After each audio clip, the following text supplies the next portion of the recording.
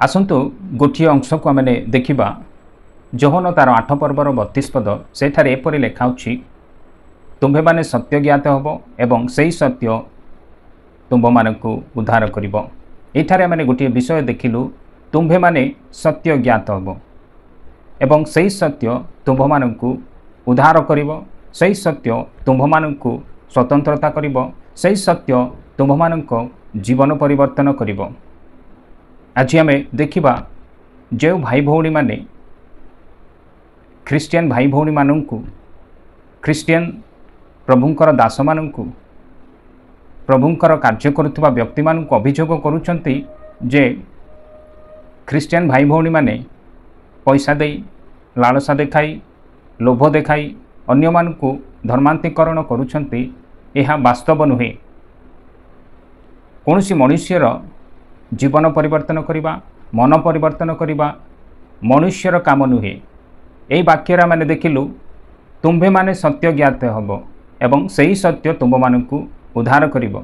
मनुष्य करिवो नुहे। जेतेबेले जड़े सत्य ज्ञात हब सही सत्य ताकु उद्धार करिवो। सही सत्य ताकु सत्य मार्ग देखैबो। सही सत्य ताकु स्वतंत्रता जीवन देव। सही सत्य ताकु आउ आशीर्वाद आनीदेव। किंतु यही वाक्य बुझिबा परिवर्ते विभिन्न लोक माने से माने मनुष्य को अभियोग करि चाहती जे तुम्भे माने अन्य मानकु धर्मांतरीकरण करुअछ। यह वास्तव नुहे। ईश्वरंकर काम ईश्वर निजे जड़े व्यक्तिंकर जीवन को परिवर्तन करि पारंती। जेहेतु ईश्वर सत्य अटंती। सत्य ईश्वर ईश्वर को जानिबा और सत्य को जानिबा सब बेले आउ आंभ मानकु आशीर्वाद आनी दे थाए।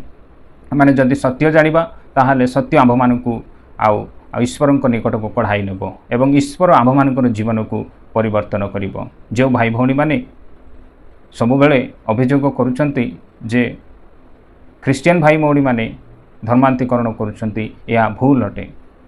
आम जदि बाइबल को देखिबा ताहाले बाइबल रे गोटे व्यक्ति विषय रे पाउलंक विषय रे पाउल जड़े ताड़नाकारी थिले किंतु परवर्ती समय से ताड़नाकारी व्यक्ति प्रभुंक निमंते सुसमाचार निमंते से ताड़ना भोग करथिले। यह मनुष्य कार्य करिनथिला। ईश्वर स्वयं ए कार्य करथिले। सेथिपाई कौनसी मनुष्यर धर्म परिवर्तन करि परिबो नाही कि धर्मांतरीकरण करि परिबो नाही कि मन परिवर्तन करि परिबो नाही।